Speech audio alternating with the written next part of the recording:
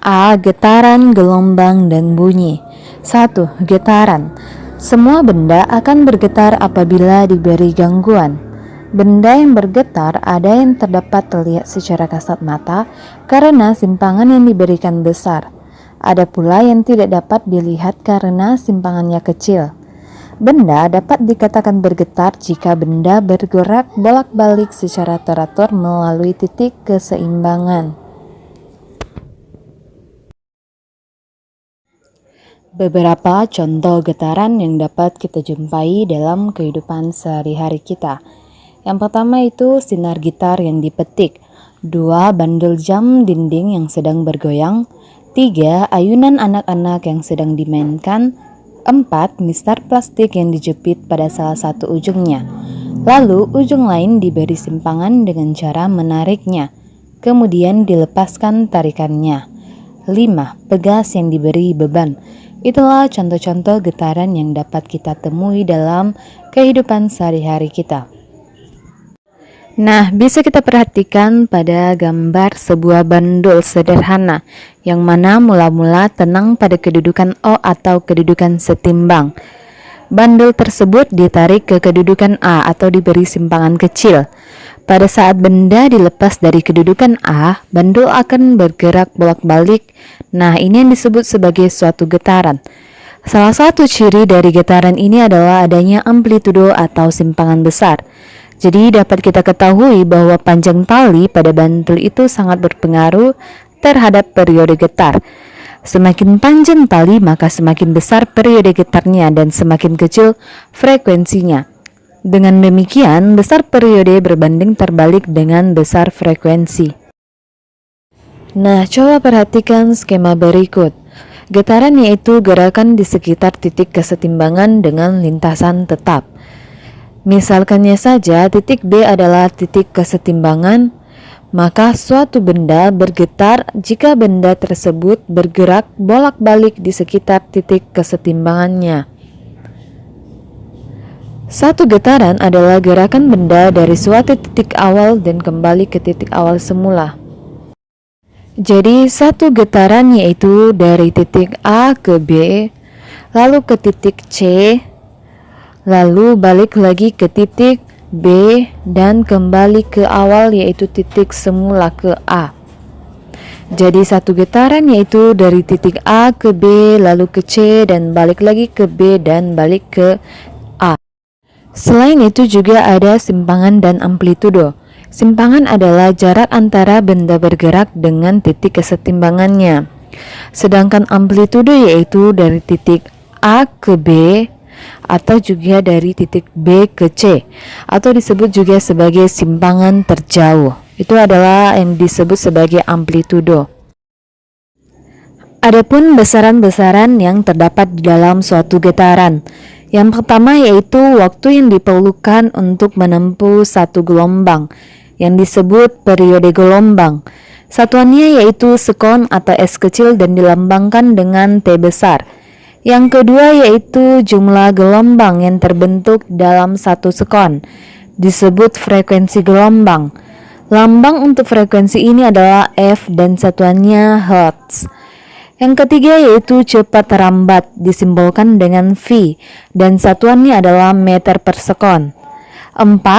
Waktu yang disimbolkan dengan T dan satuannya adalah skon atau S kecil. 5. Jumlah getaran yang disimbolkan dengan N kecil. Dan yang terakhir yaitu 6 atau panjang gelombang yang disimbolkan dengan lambda dan satuannya adalah meter. Di sini bisa kita perhatikan yaitu contoh soal getaran. Sebuah bandul digetarkan selama 1 menit dan menghasilkan 40 getaran. Tentukan periodenya. Penyelesaiannya yaitu yang diketahui adalah T sama dengan 1 menit sama dengan 60 sekon atau 60 detik. N sama dengan 40 getaran. Yang ditanya yaitu T atau periodenya. Lalu kita jawab, kita masukkan rumus yaitu T sama dengan T per N. T sama dengan 60 dibagi 40. sama dengan 1,5 skon. Jadi hasilnya adalah 1,5 skon atau 1,5 detik. 2. Gelombang. Gelombang merupakan getaran yang merambat melalui medium tertentu. Energi getaran akan merambat dalam bentuk gelombang. Pada perambatan gelombang, yang merambat adalah energi, sedangkan zat perantaranya tidak ikut merambat atau hanya ikut bergetar. Nah, pada saat kita mendengar, getaran akan merambat dalam bentuk gelombang yang membawa sejumlah energi, sehingga sampai ke saraf yang menghubungkan ke otak kita. Berdasarkan energinya, gelombang dapat dibedakan menjadi dua jenis. Yang pertama yaitu gelombang mekanis, yaitu gelombang yang memerlukan medium atau perantara. Misalnya gelombang tali, gelombang air, dan gelombang bunyi. Yang kedua yaitu gelombang elektromagnetik, yaitu perambatan gelombang yang tidak memerlukan medium. Misalnya yaitu gelombang cahaya. Selain itu, gelombang juga dapat dibedakan berdasarkan arah rambat dan arah getarnya, yaitu dibagi menjadi dua. Yang pertama yaitu gelombang transversal, dan yang kedua yaitu gelombang longitudinal. Kita bahas yang pertama yaitu A. Gelombang transversal. Panjang gelombang transversal sama dengan jarak satu bukit gelombang dan satu lembah gelombang, atau A, B, C, D, dan E. Panjang satu gelombang dilambangkan dengan lambda, dengan satuannya yaitu meter. Simpangan terbesar dari gelombang itu disebut amplitudo, yaitu BB atau DD. Bisa diperhatikan pada gambar yang ada di bawahnya. Dasar gelombang terletak pada titik terendah gelombang, yaitu D dan H, dan puncak gelombang terletak pada titik tertinggi, yaitu B dan F. Lengkungan C, D, E, dan G, H, I merupakan lembah gelombang, dan lengkungan A, B, C, dan E, F, G merupakan bukit gelombang. Di situ bisa kita perhatikan pada sebuah gambar yang terletak di bawahnya. Selanjutnya yaitu B. Gelombang longitudinal. Gelombang longitudinal memiliki arah rambat yang sejajar dengan arah getarnya. Contoh gelombang longitudinal yaitu gelombang bunyi. Satu gelombang longitudinal terdiri atas satu rapatan dan satu regangan. Bisa kita perhatikan di gambar yang ada di bawahnya, yaitu terdiri dari rapatan dan regangan. Selain itu, besaran-besaran yang digunakan pada gelombang longitudinal sama dengan besaran-besaran yang ada pada gelombang transversal. Mari kita simak tentang skema gelombang berikut. Gelombang yaitu getaran yang merambat dengan membawa energi dari satu tempat ke tempat lainnya. Gelombang berdasarkan arah rambat dan arah getarnya dibagi menjadi dua. Yang pertama yaitu gelombang transversal, yaitu gelombang yang arah rambatnya tegak lurus dengan arah getarnya. Komponen-komponen gelombang transversal yaitu misalkan saja terdiri dari titik A, B, C, D, dan E. Titik A, B, C disebut sebagai lembah gelombang, sedangkan titik C, D, E disebut sebagai bukit gelombang. Jadi, gelombang terdiri dari satu lembah gelombang dan terdiri dari satu bukit gelombang. Yang kedua yaitu gelombang longitudinal. Gelombang longitudinal yaitu gelombang yang arah rambatnya berimpit dengan arah getarnya atau sejajar. Jika arah getarnya horizontal, maka arah rambatnya pun horizontal, dan begitu sebaliknya. Jika arah getarnya vertikal, maka arah rambatnya juga vertikal. Di sini gelombang longitudinal ini terdiri atas rapatan dan regangan. C. Hubungan antara panjang gelombang, frekuensi, cepat rambat, dan periode gelombang. Nah, di sini pada saat kamu memperhatikan cahaya kilat dan bunyi guntur, kamu akan mendengar bunyi guntur beberapa saat setelah cahaya kilat terlihat. Walaupun guntur dan cahaya kilat muncul dalam waktu yang bersamaan, kamu akan melihat cahaya kilat terlebih dahulu, karena cahaya merambat jauh lebih cepat daripada bunyi. Cahaya merambat dengan kecepatan 3 kali 10 pangkat 8 meter per sekon, sedangkan bunyi hanya merambat dengan kecepatan 340 meter per sekon. Cepat rambat gelombang ini dilambangkan dengan V dan satuannya yaitu meter per sekon. Jadi di sini cahaya kilat itu kecepatan rambatnya ini jauh lebih cepat daripada bunyi guntur. Karena gelombang menempuh jarak satu panjang gelombang atau lambda dalam waktu satu periode gelombang atau T, maka kecepatan gelombang dapat ditulis V sama dengan lambda per T. Karena T sama dengan 1 per F, maka cepat rambat gelombang dapat juga dinyatakan sebagai berikut, yaitu V sama dengan F dikali lambda. Jadi di sini V itu adalah cepat rambat gelombang, satuannya yaitu meter per sekon, dan lambda yaitu panjang gelombang, satuannya meter. Dan T yaitu periode, satuannya adalah sekon atau S kecil. Dan F atau frekuensi yaitu satuannya adalah hertz. Dalam medium yang sama, cepat rambat gelombang adalah tetap. Misalnya saja yaitu cepat rambat gelombang pada tali adalah 12 meter per sekon dengan frekuensi gelombang 4 hertz. Maka panjang gelombangnya adalah 3 meter atau lambda sama dengan 3 meter. Namun jika frekuensi diperbesar menjadi 6 hertz, maka panjang gelombangnya menjadi 2 atau lambda sama dengan 2 meter. Di sini bisa kita perhatikan contoh soal, yaitu sebuah gelombang panjangnya 0,75 meter. Cepat rambatnya 150 meter per sekon dan tentukan frekuensinya.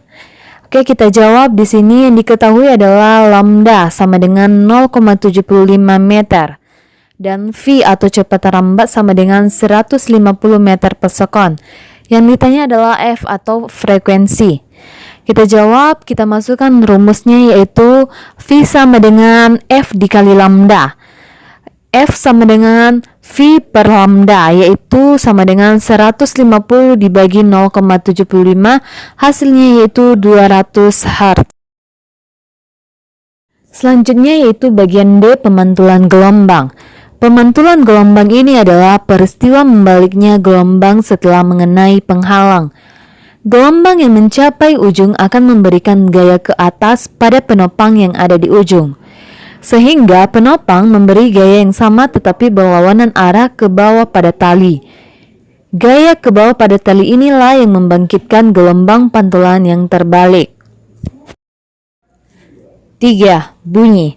Bunyi merupakan gelombang longitudinal yang merambatkan energi gelombang di udara sampai terdengar oleh reseptor pendengar.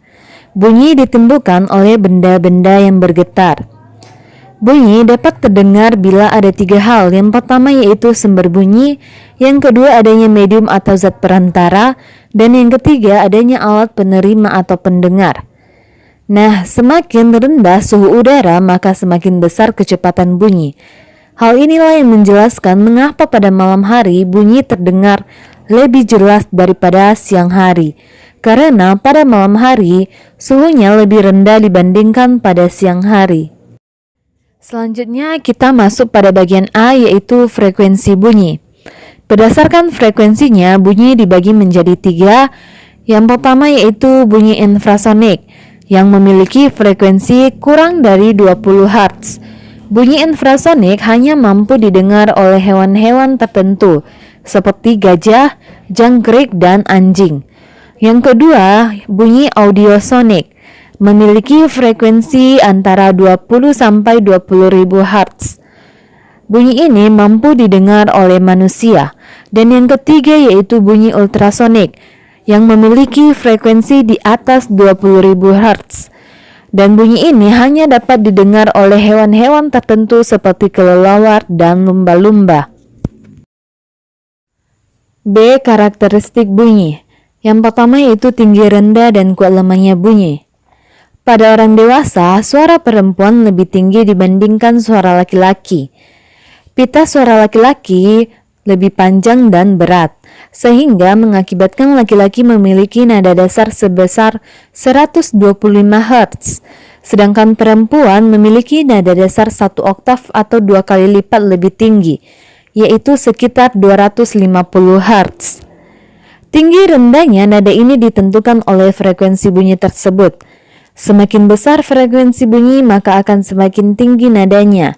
Dan sebaliknya, jika frekuensi bunyi kecil, maka nada akan semakin rendah. Sedangkan kuat lemahnya suatu bunyi itu ditentukan oleh amplitudo. 2. Nada. Bunyi musik akan lebih enak didengarkan karena bunyi musik memiliki frekuensi getaran teratur yang disebut sebagai nada. Sebaliknya, bunyi yang memiliki frekuensi yang tidak teratur disebut sebagai desah. 3. Warna atau kualitas bunyi. Setiap alat musik akan mengeluarkan suara yang khas. Begitu juga suara kita manusia memiliki suara yang berbeda-beda. Ada suara yang merdu dan ada juga yang tidak. Suara yang khas ini disebut sebagai kualitas bunyi atau timbre. Selanjutnya yaitu 4. Resonansi. Resonansi yaitu ikut bergetarnya udara yang ada di dalam benda setelah dipukul sehingga mengakibatkan bunyi terdengar semakin keras. Resonansi dapat terjadi pada kolom udara. Bunyi akan terdengar kuat ketika panjang kolom udara mencapai kelipatan ganjil dari 1/4 panjang gelombang bunyi. Resonansi kolom udara dimanfaatkan manusia dalam berbagai alat musik, antara lain seperti gamelan, alat musik pukul, alat musik tiup, dan alat musik petik atau gesek. 5. Pemantulan bunyi. Hukum pemantulan bunyi adalah arah bunyi datang, bunyi pantul, dan garis normal terletak pada satu bidang datar. Dan besarnya sudut datang atau I sama dengan besarnya sudut pantul atau R. Pemantulan bunyi terbagi menjadi 3. Yang pertama yaitu bunyi pantul yang memperkuat bunyi asli, yaitu antara bunyi asli dan bunyi pantul akan terdengar hampir bersamaan, sehingga bunyi asli terdengar lebih keras. Sama halnya pada saat kita berbicara di ruangan tertutup, suara kita akan terdengar lebih jelas dibandingkan di ruangan terbuka, karena sumber bunyi atau suara kita sangat dekat jaraknya dengan dinding pemantul. Selanjutnya yang kedua yaitu ada gaung atau kerdam, yaitu bunyi pantul yang sebagian terdengar bersama-sama dengan bunyi asli sehingga bunyi asli terdengar tidak jelas.